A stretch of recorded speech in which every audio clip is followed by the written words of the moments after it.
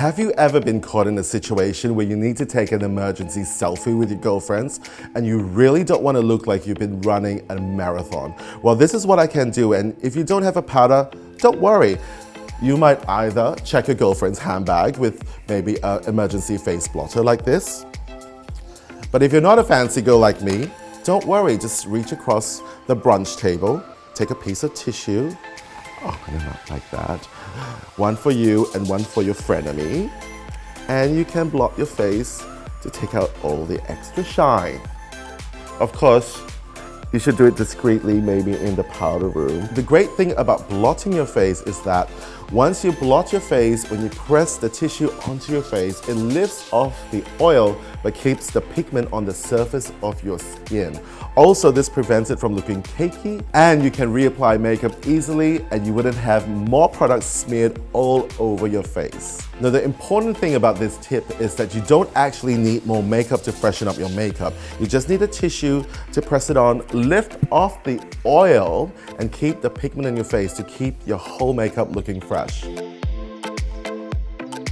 Now, if you haven't already noticed, I am obsessed with brows, and brushing over brows is a must for me because it lifts the face and gives you a more youthful look. If you don't have a brow gel ready at hand, don't worry, I'm sure someone or yourself would have a hairspray. All you have to do is take your hairspray, spray it onto a spoolie brush or onto a toothbrush, make sure it's clean, and just brush your brows up like this. Oh my gosh, I could do this forever.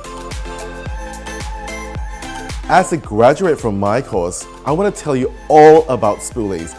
And by now you should realize that different mascaras come with different brushes. Like you got this one, which is a big, fluffy one.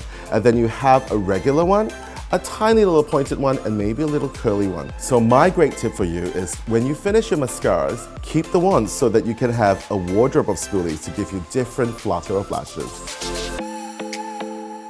Have you ever been caught in a situation, let's say on a vacation, where you've brought your mascara and realized that you want to do a cat eye, but you don't have your eyeliner? Well, guess what? If you've got a brush like this, or even a slanted brush that you've used for your eyebrows, what you can do is dip your eyeliner brush into some mascara and line away.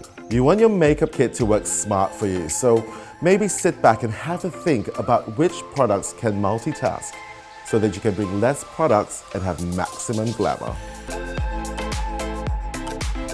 Have you ever felt like your eyelash curler is letting you down? Well, I have, especially during those colder months, and nothing actually works. Well, guess what? All you have to do, use a hairdryer and blast it for about 2 seconds. Now remember, this is a little bit dangerous, but it always works. Test it at the back of your hand to make sure it's not too hot, and then crimp it. You want to make sure that it's not too hot because you want your lashes curly, not crispy. Now, I'm going to teach you this hack on how to sharpen with success. If you ever find that your sharpener and your pencils are not friends because they melt or they break or they just wouldn't come off on the back of your hand, this is what you do. In a situation where your lead breaks every time you sharpen, pop them in the freezer for about 10 minutes. Take them out again and then sharpen, and you will get a beautiful point.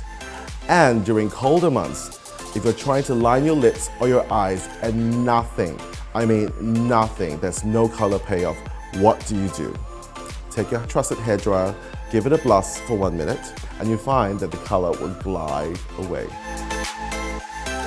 So you have 5 minutes before your Uber arrives to go on the date of your life.